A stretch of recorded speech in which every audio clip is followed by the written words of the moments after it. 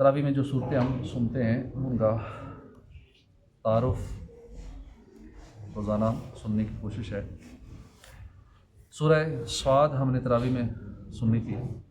ये मक्का मुकरमा में नाजिल हुई। इसमें 5 रकू हैं, 88 आयतें हैं। स्वाद नाम रखने की वजह इस सूरत में इसकी इब्तदा में हुरूफ मुक़त्तियात में से एक हर्फ है स्वाद। इस मुनासबत से इसको सूरह स्वाद कहते हैं।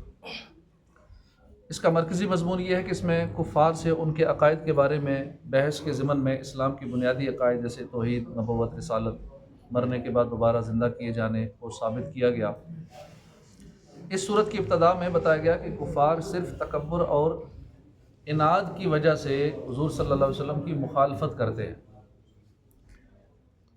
इन्हें इस बात पर ताज्जुब हो रहा है कि इन्हीं में से डर सुनाने वाला रसूल तशरीफ़ ले आया और उसने इन सब बुतों की इबादत को बातिल करार दे दिया जिनकी वो बड़े अरसे से इबादत करते आ रहे हैं।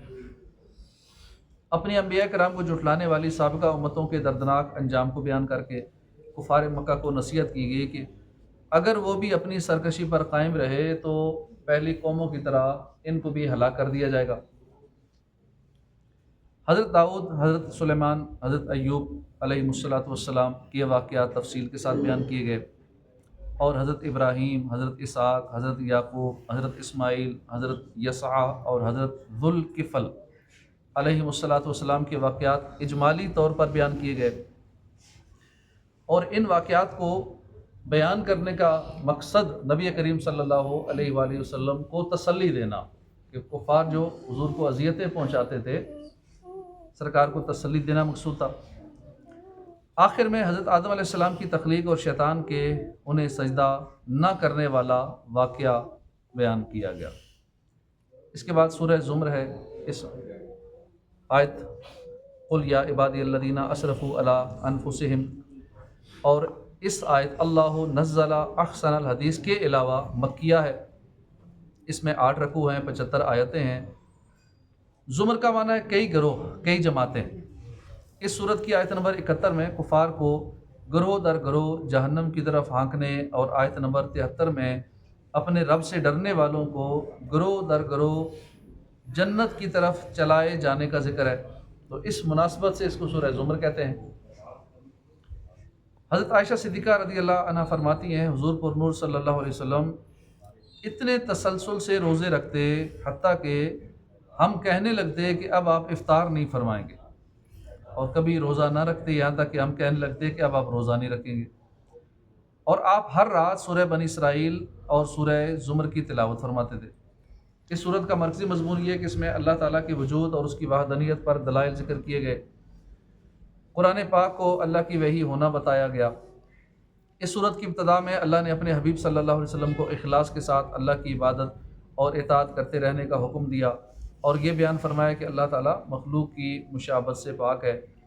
और मुशरिकीन के इन शुबहात को ज़ाइल फरमाया गया जिनकी वजह से वह बुतों को माबूद और शफ़ात करने वाला मानते थे और इनकी इबादत को अल्लाह की बारगाह में क़ुर्ब हासिल करने का ज़रिया वसीला मानते थे। अल्लाह की वहदानियत पर ज़मीन व आसमान की तख्लीक, रात और दिन के आने जाने, सूरज और चाँद के मुसख्खर होने, मुख्तलिफ़ मराहिल में इंसान की तख्लीक से इस्तिदलाल फरमाया गया।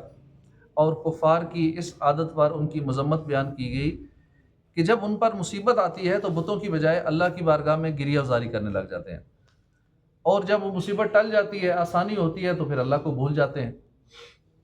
मुसलमानों और कुफ़ार के माबैन फ़र्क बयान किया गया कि मुसलमान दुनिया और आखिरत दोनों में सादतमंद होंगे और कुफ़ार दोनों जगह बदबख्त होंगे, दोनों जहान में बदबख्त रहेंगे। अज़ाब देकर तमन्ना करेंगे कि काश फ़िदिया देकर वो अज़ाब से बच जाएं। कुरान पाक की अज़मत और शान बयान की गई कि जब मुसलमान इसकी आयतें सुनते हैं तो अल्लाह के खौफ से मुसलमानों के रोंगटे खड़े हो जाते हैं और इनके दिल नरम पड़ जाते हैं, जबकि इसके बरक्स अल्लाह की वहदानियत के दलाइल सुनकर काफिरों के दिल और सख्त हो जाते हैं। कुरान सुन के गुनाहगारों को तसल्ली दी गई कि वो अल्लाह की रहमत से मायूस ना हो, अल्लाह बख्शने वाला है। इस सूरत के आखिर में क़यामत के अहवाल बयान किए गए और काफिरों और मुसलमानों की जज़ा बयान की गई। इसके बाद सूरह अल-मुमिन اس کو سورہ الغافر بھی کہتے ہیں، یہ مکی صورت ہے۔ البتہ یہ 2 آیتیں مدنی ہیں، ان الذین یجادلون فی آیات اللہ اور آیت نمبر 57 لخلق السماوات والارض۔ اس صورت میں 9 رکوع 85 آیتیں ہیں۔ اس صورت کے 2 نام ہیں، مومن اس کا معنی ہے ایمان لانے والا۔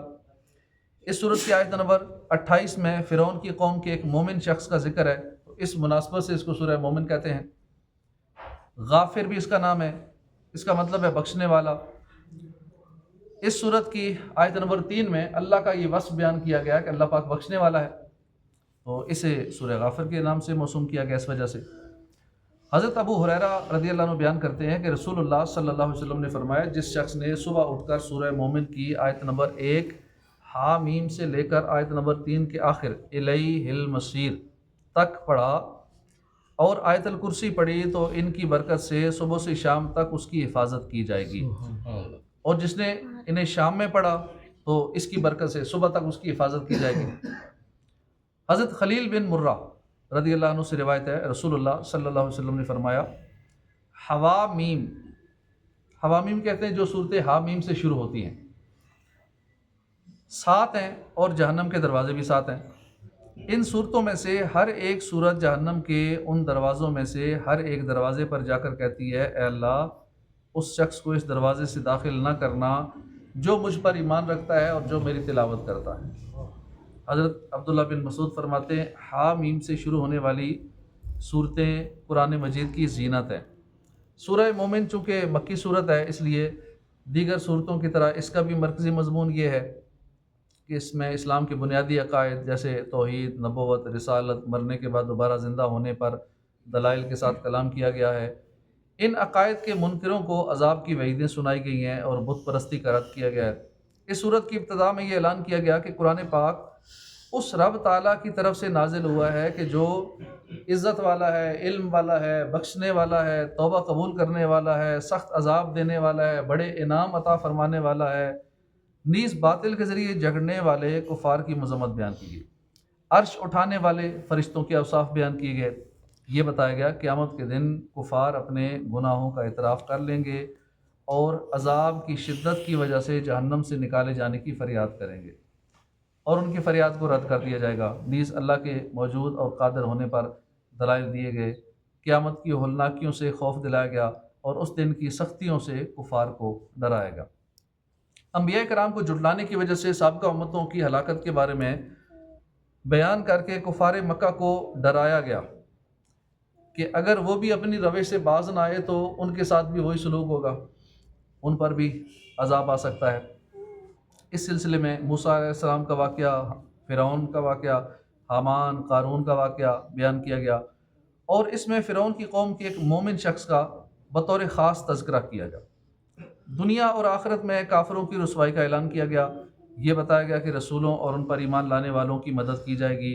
نبی کریم صلی اللہ علیہ وسلم کو اپنی قوم کی طرف سے پہنچنے والی اذیتوں پر صبر کرنے کی تلقین کی گئی کہ جس طرح حضرت موسیٰ علیہ السلام اور دیگر انبیاء کرام نے اپنی قوموں کی اذیتوں پر صبر فرمایا، اسی طرح آپ صلی اللہ علیہ وسلم بھی صبر فرمائیں۔ مسلمان اور کافر کی ایک مثال بیان کی گئی کہ مسلمان ایسا ہے جیسے بینا دیکھنے والا، جبکہ کافر ایسا ہے جیسے اندھا، اور اس کے بعد بندوں پر کی گئی اللہ کی نعمتیں بیان کی گئیں۔ سورت کے آخر میں مشرکین کا اخروی انجام بیان کیا گیا، سابقہ قوموں کے دردناک انجام کو دیکھ کر عبرت اور نصیحت حاصل کرنے کی دعوت دی گئی۔ صدق اللہ العظیم۔ الحمد